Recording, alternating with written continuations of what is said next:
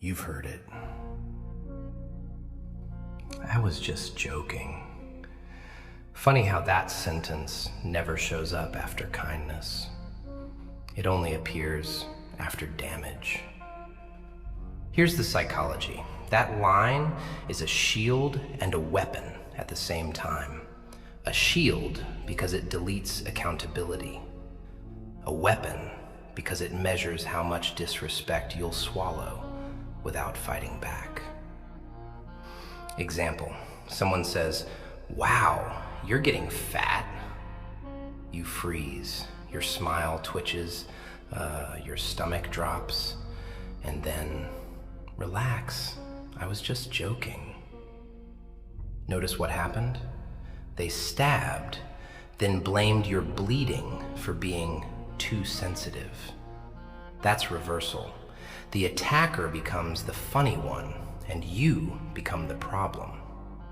Now listen, if you watched the video I dropped yesterday about people who never say sorry, you already saw the pattern. Same dodge, different costume. If you missed it, it's sitting in the description or in the first pinned comment. Go later, not now. Right now, you finish this video to the last second. No scrolling, no "I'll come back." Stay. And if you can't, save it, bookmark it. Come back when you're ready to face what's actually happening. In this video, you will finally understand why just joking works, the 3 motives behind it, the 2 traps it sets in your mind, and the 1 response that makes them stop smiling instantly. Here's the game. They throw a needle, then hide it behind laughter. Your brain hates tension, so it labels poison as play. You laugh, small, fake, so you don't look weak. And the moment you laugh, they learn your price. Keep watching. I'll show you the joke ladder they climb. Teasing, humiliation, control. You'll spot it everywhere. Right here. As always, close your eyes and focus with me.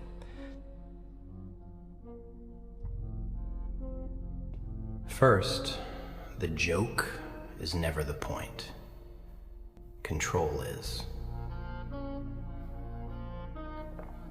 Watch how it happens in real life. Small, normal, almost invisible. You're with coworkers. Someone drops, "Oh look, our genius is here." Everyone laughs because laughter is the easiest way to avoid becoming the next target. And if you smile back, you just told them, "You can label me publicly." Then they escalate. Same person, different day.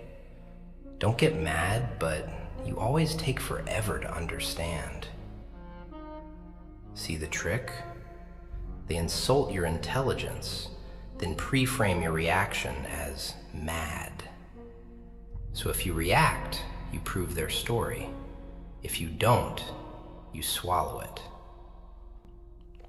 Either way, they win. This is what I call the permission slip. They hand you pain wrapped in humor and wait to see if you sign. Most people sign with a little laugh that sounds like a cough. That laugh is not happiness, it's compliance. Here's a cleaner example, relationships. Someone says, "You're lucky I even tolerate you." Your chest tightens, tiny but real. Then, instantly, "Relax, I'm joking." Now you're trapped between 2 fears. Fear of being disrespected and fear of being called too sensitive. And the darker detail? They're not testing your humor. They're testing your boundaries and your self-respect and how badly you need approval. So don't look at the sentence, look at the moment. When do they say it? After they cross a line, after your eyes change, after the room gets quiet. Just joking is the emergency exit they run to when they feel the tension spike. Funny, right? The joke appears only when the mask starts slipping. Keep watching, because next I'll show you the second layer, the one that explains why some people do this even when they like you, and why stopping it the wrong way makes it worse. And if you're thinking, so what do I do right there? Not yet. Not yet. Because the wrong response feeds the game. One more scene. A friend says in front of others, "Don't mind him, he's always dramatic." You start to explain, then they cut you off. "Hey, I'm kidding." That cutoff is the message. Your reality is negotiable. Stay. Next comes the second layer, where they look innocent and you look unstable.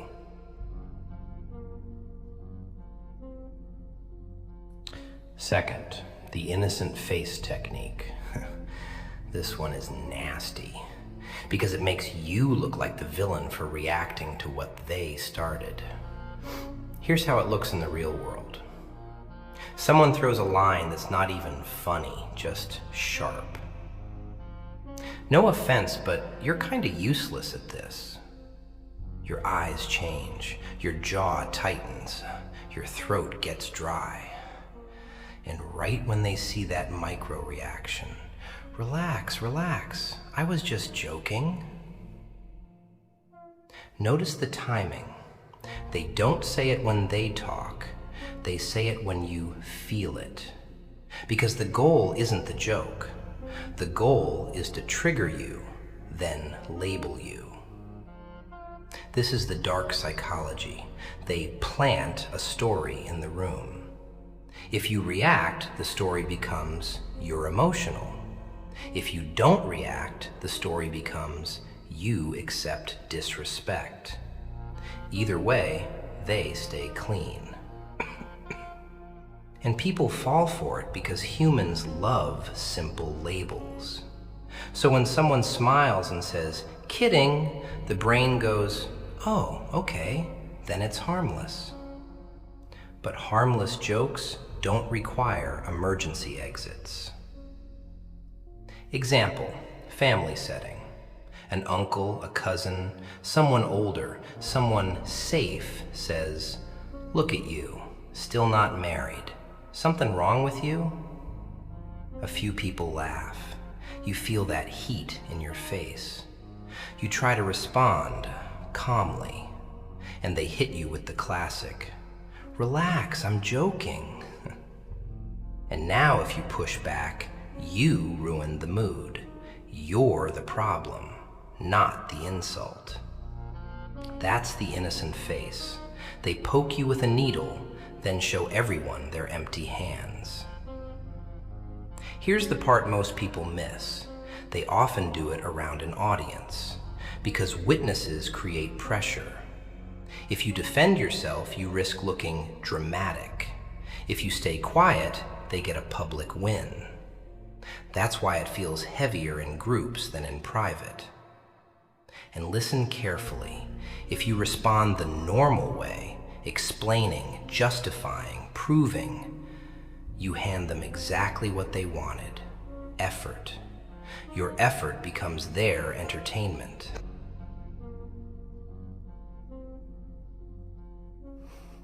Third, the training effect. Not the gym kind, the kind that teaches you to shrink quietly. Real example, a friend says, "You always talk too much." You laugh it off, small laugh, like you don't want to fight. Then next time you speak, you hesitate. Congratulations, they just trained your voice to ask permission. That's the point. Repeat the joke until it becomes your identity. And the scariest part? It feels normal because it happens in tiny doses. First dose, teasing. Second dose, embarrassment in front of someone. Third dose, you can't take a joke when you finally push back. By then, the room already expects you to swallow it. Another example, work. Your boss or coworker says, "Don't mess this up like you always do." Then they smile. "Kidding, kidding." Now you work with fear in your hands. You double check everything. You stop asking questions. You become careful. They didn't motivate you, they conditioned you. And conditioning is powerful because it changes behavior without debate. No argument, no fight, just adjustment. You adjust to survive the joke, and they interpret your adjustment as victory. This is why it's addictive for them. They get influence with zero responsibility. They can say anything, then erase it with a smile. A magician's trick. Watch the left hand, humor, while the right hand steals your confidence. And if you tell yourself, maybe they didn't mean it, that's the training talking, because the meaning is in the effect, not the excuse. Here's a relationship example that looks innocent.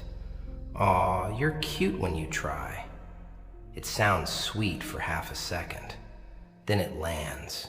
You're not enough, but they'll tolerate you. If you accept it, you accept the role. Third layer is simple. Repeated jokes rewrite your self-talk. You start correcting yourself before they even speak. You start hearing their voice inside your head. That's not humor. That's programming. Fourth comes next, the part where they use just joking to control the entire conversation and make you defend yourself on their terms. Fourth, the conversation hijack. This is where "I was just joking" stops being a sentence and becomes a steering wheel. Real scene, you're talking about something serious. Respect, money, loyalty, whatever. You say, "I didn't like how you spoke to me." They smirk, lean back, and drop the line. "Oh wow, look at you, so sensitive." You try to explain, no, you try to be fair, and then they cut it clean. "Relax, I was just joking." Notice what happened? The topic was your boundary. Now the topic is your reaction. They move the spotlight off their behavior onto your emotions. That's the hijack. And the room usually helps them, because the room hates discomfort. So the group chooses the path of least resistance. Just laugh. Don't make it a thing. Come on, it's a joke. Everybody becomes a lawyer, defending the wrong person. The psychology is simple. They don't want to lose power, so they reframe the entire situation as humor. Humor feels harmless. Humor makes you look petty if you push back. And that's why this tactic is so sticky. Here's another example, classic. Someone says something humiliating in front of others. No one takes you seriously. Your face changes. You're about to respond, then they do the magic trick. Hey, joking. Now you have two bad options. 1, defend yourself and look insecure. 2, laugh and confirm the insult. That's why people freeze. The nervous system doesn't freeze because you're weak. It freezes because both exits feel dangerous. And here's the manipulative detail. Listen close. they often add a second line right after "just joking." Why are you like this? Can't you take anything? You always overthink. That second line isn't humor, it's a diagnosis. They're trying to assign you a defect, so you stop trusting your own sense of reality. You start thinking, maybe I am too sensitive. And the moment you start questioning yourself, they don't even need to insult you anymore. You'll do it for them. Quietly. Let's make it more real. Relationship example. You say, I don't like when you flirt in front of me. They laugh and go, oh my God, you're so jealous. I love it. You try to hold your ground without sounding crazy. Then, relax, I'm kidding. See it? They turned your boundary into a personality flaw. Now you're not a person asking for respect, you're a jealous person asking for control. That's the hijack again. So the key is understanding this. I was just joking is not said to end conflict. It's said to win conflict without looking like the aggressor. And the most viral part, because people never notice it, is how fast it happens.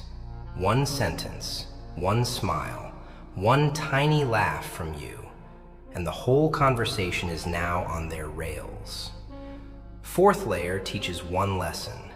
If you argue the content of the joke, you're already playing their game. The real fight is the frame. Fifth, the loyalty test. This one is brutal because it's not about humor at all. It's about obedience. Real example, friend group. Someone throws a joke that humiliates you but makes the group laugh. Yeah, don't listen to him. He never gets girls. You feel that sting. Your eyes flick to the others. And the real question appears silently. Will anyone defend me? Or am I alone in this room? Now here's the trap. If you laugh, you prove you'll sacrifice self-respect to stay included. If you push back, they call you dramatic and the group shifts away from you. Either way, the joker learns your position in the hierarchy. That's why they love doing it in public. Public creates pressure. Pressure creates obedience. And obedience looks like a smile you didn't mean. You know that fake laugh? The one that comes out like air? That's the sound of someone choosing peace over dignity. Relationship example, subtle. Your partner says in front of friends, if they ever leave me, no one else would want them. People laugh awkwardly. Then the cover. I'm joking, babe. Do you see the loyalty test? If you accept it, you accept ownership. If you resist it, you ruined the vibe. So your silence becomes proof of loyalty to your own humiliation. And sometimes they make it even more direct. Come on, say you know I'm kidding. Smile. Don't be like that. That's not a request for humor. That's a demand for submission. Here's the darkest part. They'll often reward you when you pass the test. They'll be extra nice later. They'll buy you something. They'll compliment you. Like training a dog after it sits. So your nervous system learns, endure the hit and you get love. Resist the hit and you get tension. That's how people end up addicted to disrespect. Not because they enjoy it, but because it comes with moments of warmth. Sixth comes next, and it's the one that makes smart people lose their minds, because it uses your own intelligence against you. You'll start analyzing, explaining, proving, and while you're busy doing that, they keep steering. Sixth, the over-explainer trap.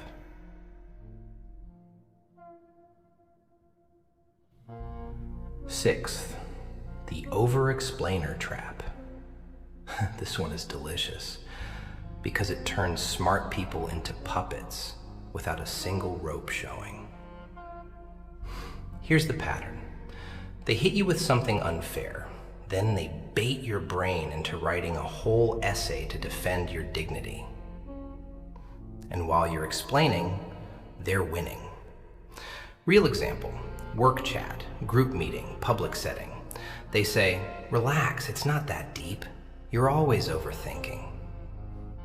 Your mind instantly starts building a case. No, actually, I just meant... You start listing facts, intentions, context, tone. And right there, they smile. Because your explanation is their proof that you're too much. Then they do the next move. I was just joking. Why are you getting defensive? Notice the trapdoor? They insult you. Then they define your response as a flaw. So you begin defending the response, not the insult. That's the switch. Another realistic one, relationships. They say, you're cute when you get mad. You feel it. It's not a compliment. It's dismissal. So you try to explain calmly. I'm not mad. I'm trying to tell you what bothered me. Babe, I'm joking. And now you look like you're arguing with a joke.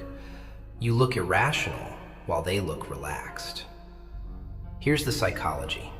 Your brain hates being misunderstood, so it tries to correct the record. But manipulators use that. They throw a messy accusation, then watch you clean it. This is why it's so exhausting, because the insult takes 1 second, but your explanation takes minutes, hours, days. You replay it in your head. Maybe I should have said it differently. Maybe my tone was wrong. And that inner replay is the real damage. Over-explaining is you trying to earn fairness from someone who benefits from confusion. They need the fog, because fog makes them untouchable. Watch how they escalate it when you're intelligent. They start using logic words to shame your emotions. Objectively, you're overreacting. Rationally, it was a joke. Technically, I didn't say anything bad. That's not logic. That's legal defense. They're not trying to understand you. They're trying to win in a court that doesn't exist. And if you keep explaining, you feed the machine. You give them more angles to twist, more sentences to quote out of context, more chances to say, see, you always do this. You're basically writing the script they'll use against you later. That's why the smartest people get stuck the longest, because they think the solution is a better explanation, but the real solution is a better boundary.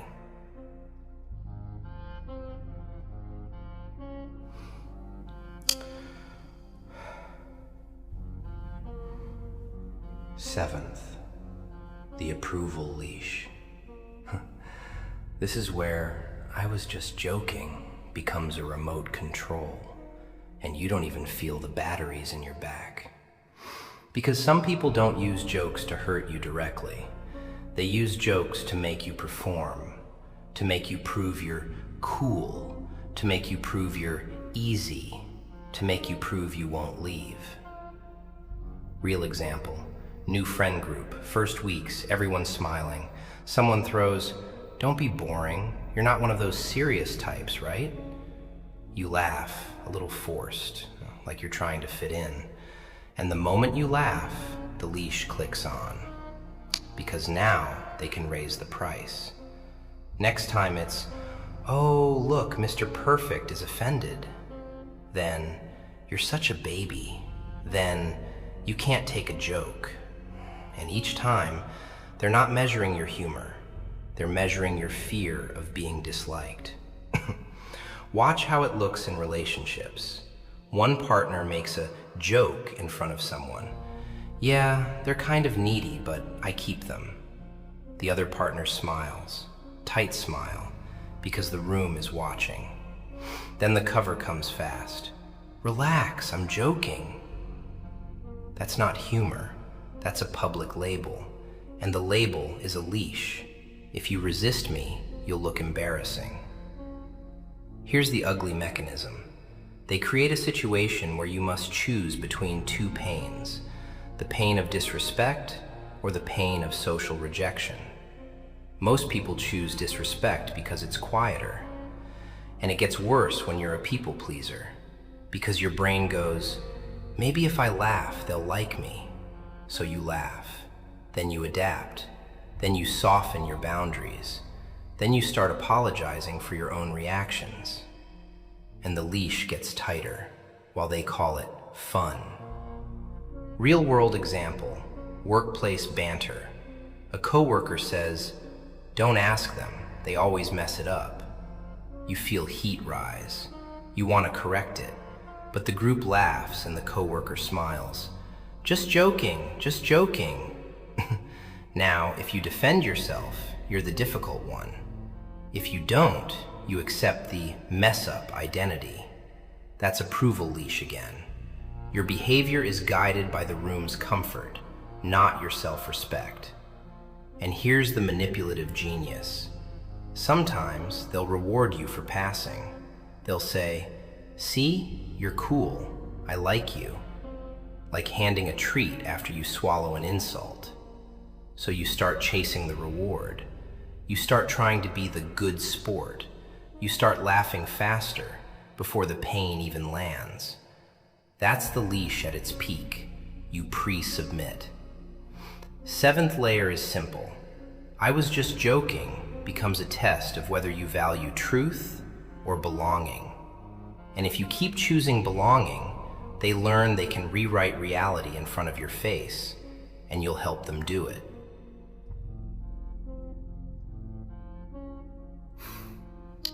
Eighth, the sugar knife.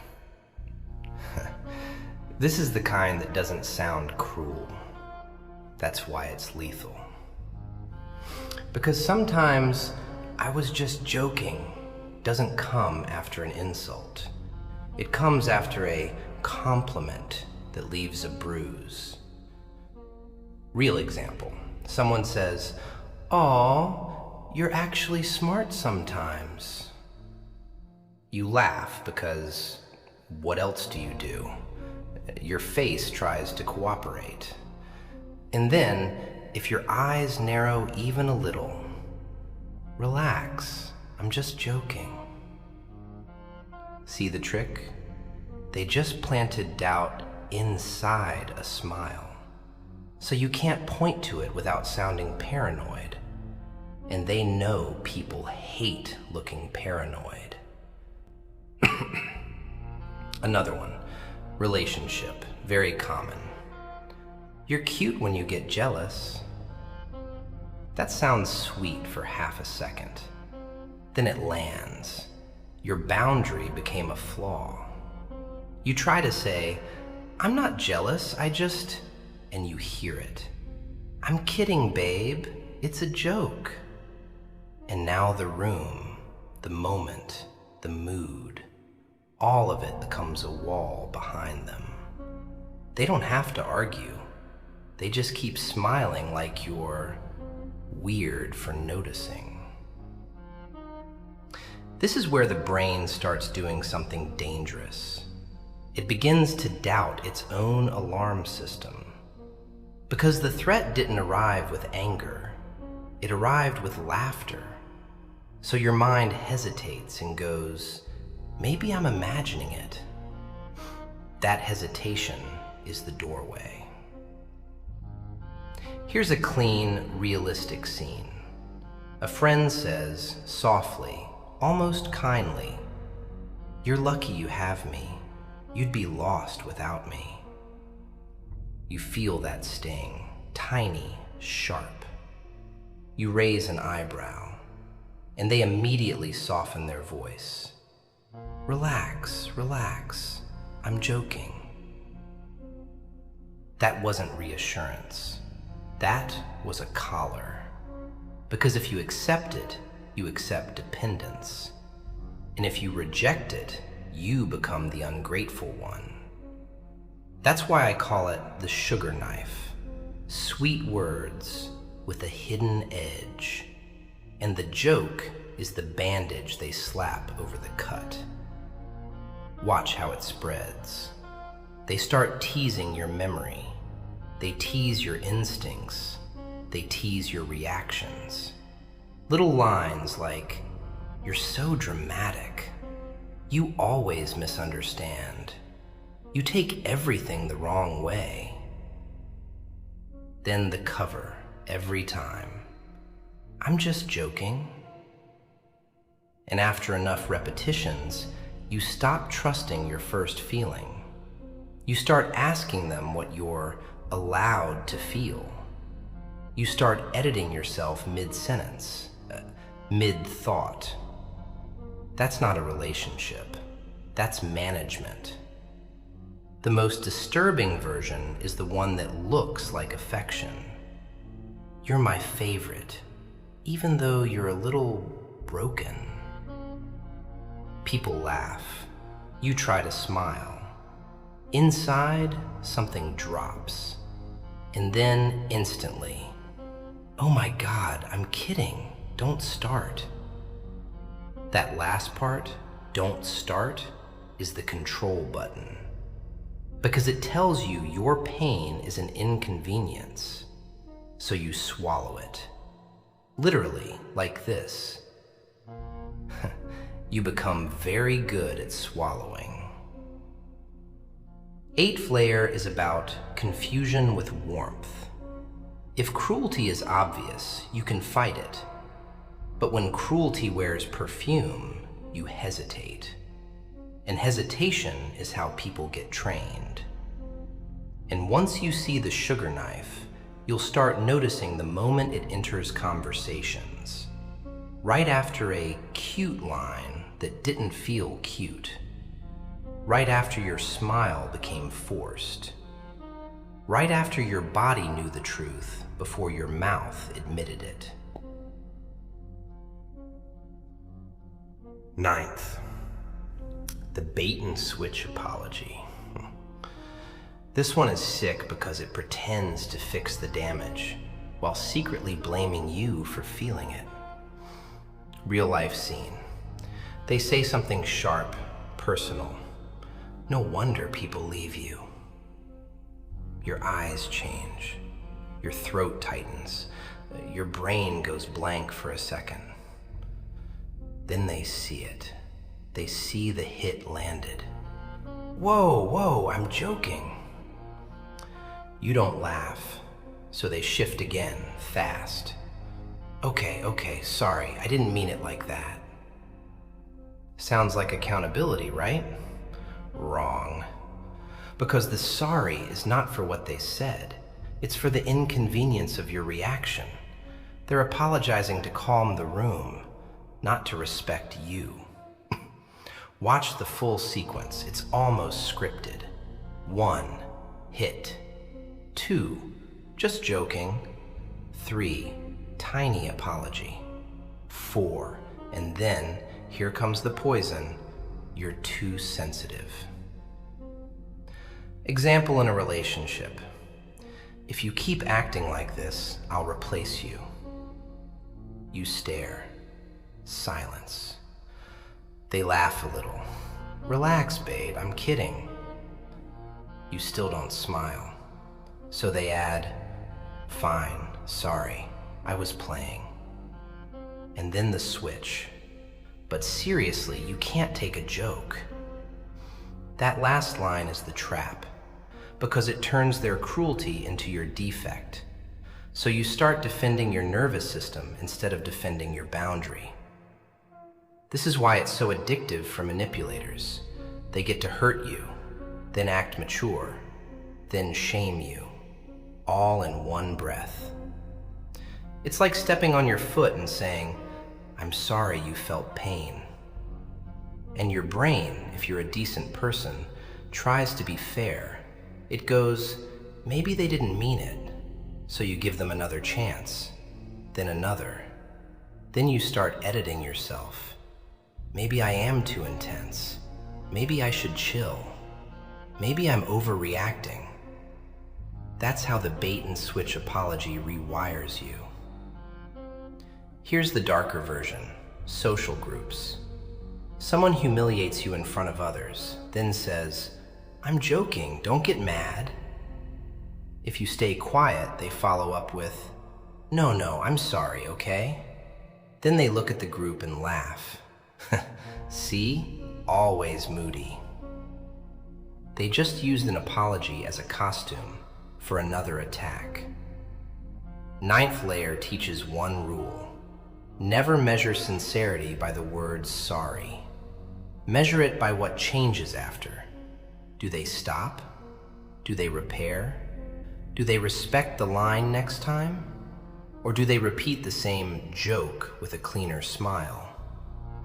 And if you're wondering why your body reacts before your mind can explain, that's because your body doesn't negotiate with performance. It recognizes patterns. The pattern is hurt, escape, blame, repeat. One more thing before the 10th layer. When they apologize like this, don't rush to accept it. Acceptance too fast becomes permission, and permission is what they came for. Quick test. If they say sorry and then joke again the next day, the apology was a reset button, not remorse. 10th layer is where the joke becomes a threat disguised as love.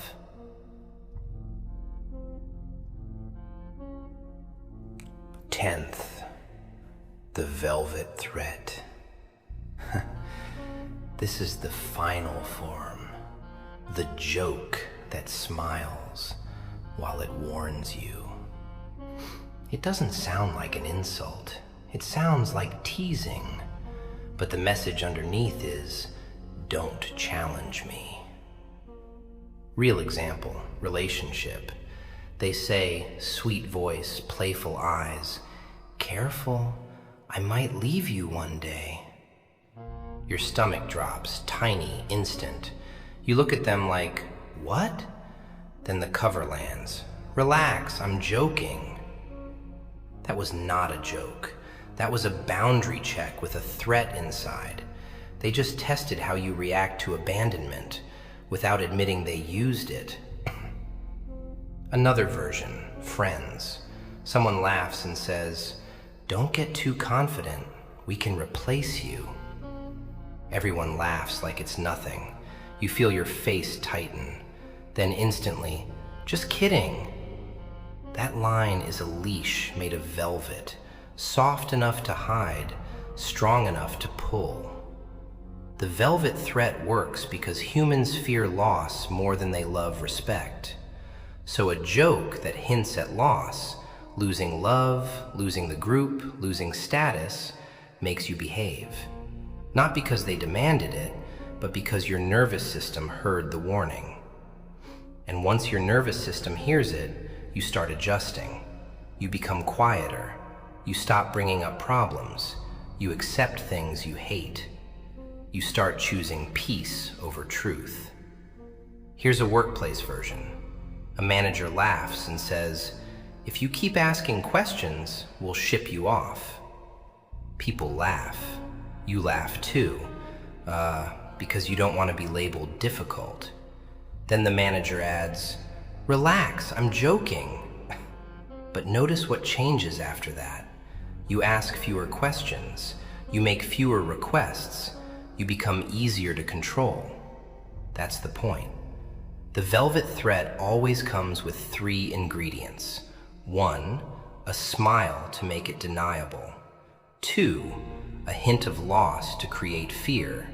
3, a joke label to make you feel guilty for reacting. And the most manipulative version is when they wrap it in love. I'd die without you, but don't push me. I'm obsessed with you. Don't embarrass me. I only joke like this because I care. That's not care. That's ownership with perfume on it. After enough velvet threats, you start policing yourself. You start anticipating what might annoy them. You start shrinking before they even speak. And then they say, smiling, see? You're finally learning. Learning what? Learning silence.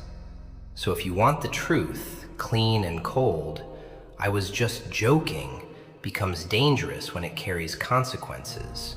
Withdrawal, punishment, rejection, humiliation. Because then it's not humor, it's a warning system they control. And now you can map the whole thing. First was the shield and weapon. Second was the innocent face. Third was training. Fourth was hijacking. Fifth was loyalty. Sixth was over-explaining. Seventh was approval. Eighth was sugar knife. Ninth was fake repair. 10th is velvet threat. And the reason people stay trapped is simple. They keep responding to the joke instead of responding to the pattern.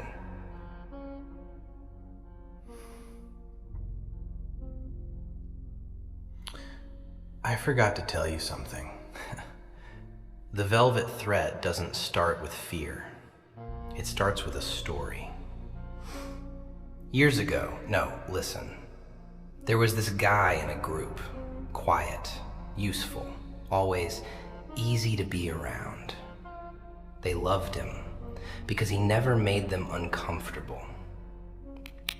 And one night at a table, someone smiled and said, playful, warm, "Careful, we could replace you tomorrow." Everyone laughed like it was nothing, but his body didn't laugh. His stomach dropped, his hands went cold. He tried to play along, he forced a little laugh. And that was the moment the joke became a leash.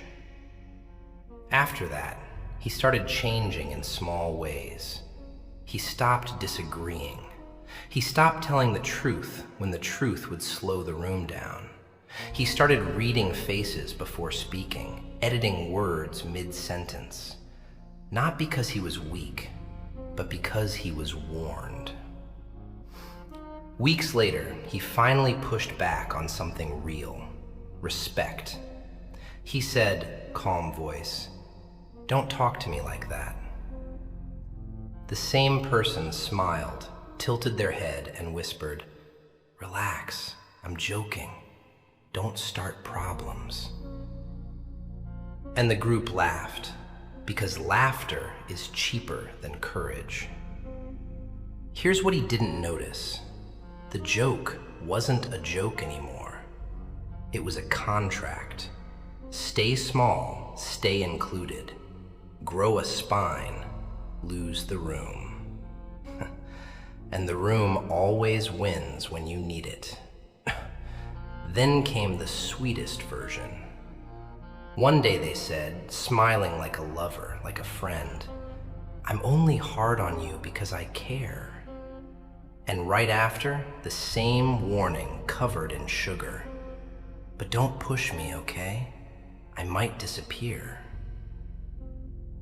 That's the velvet threat, fear wearing perfume. He saved the friendship by betraying himself. He apologized first, he laughed first, he surrendered first.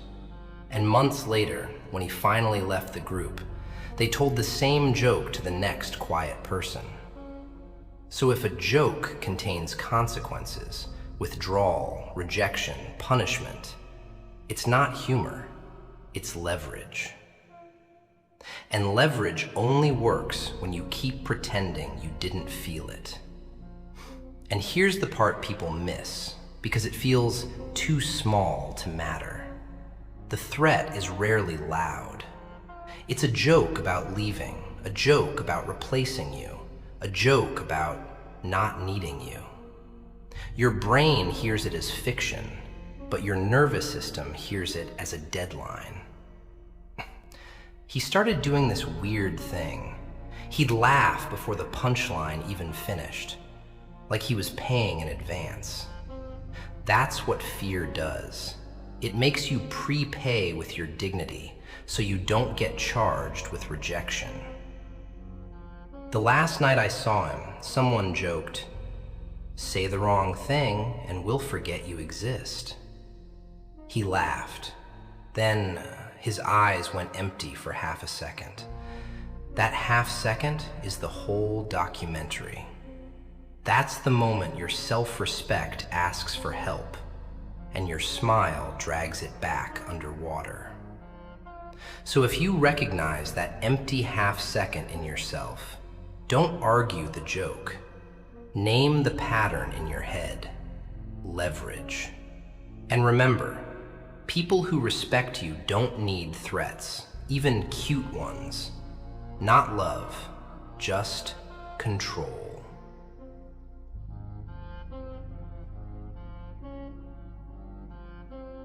And there it is. The joke was never the joke. It was a system, a pattern, a little ritual people use to hurt you, test you, train you, and then erase the fingerprints with laughter. And if you made it to the end, if you stayed through every layer, every mask, every little twist, I respect you. Because most people don't want truth, they want comfort. But you wanted the map. And here's the crazy part. Once you see this pattern, it starts showing up everywhere like a stain you can't unsee. In your friends, in your family, in your group chats, in your workplace banter. You'll hear the sentence and your body will react before your brain finishes the thought. Because your body knows what your pride keeps trying to deny. You'll notice the timing, the smile that comes after the stab, the kidding that only appears when you stop cooperating, the apology that repairs nothing, the sweetness that hides a blade, the velvet threat that trains your silence, the mirror trap that makes you question your spine. It's almost beautiful. Not because it's kind, but because it's efficient. It turns a whole human being into a manageable version of themselves with one sentence. And now that you know it, you get your power back. Not by screaming, not by begging, not by proving, by seeing the frame and refusing the role. Listen to me. If someone keeps joking in a way that makes you smaller, that is not humor. That is a negotiation for access to your dignity.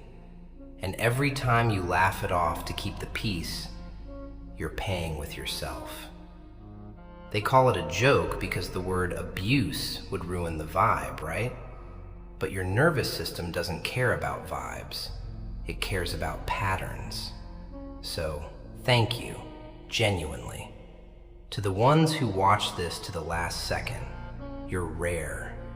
And if this hit you in the chest, if you recognize someone, if you recognized a version of you, good.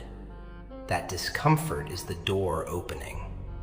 Now, don't forget to subscribe and hit like if you want more of this dark psychology, more breakdowns, more weapons made of truth. And in the comments, tell me what topic you want next. People who never take responsibility? Hidden jealousy? Silent manipulation? Passive aggression? The psychology of guilt tripping? Drop it down there, and I'll pick the one that exposes the cleanest lies. Because after today, you won't hear I was just joking the same way again. Now you know.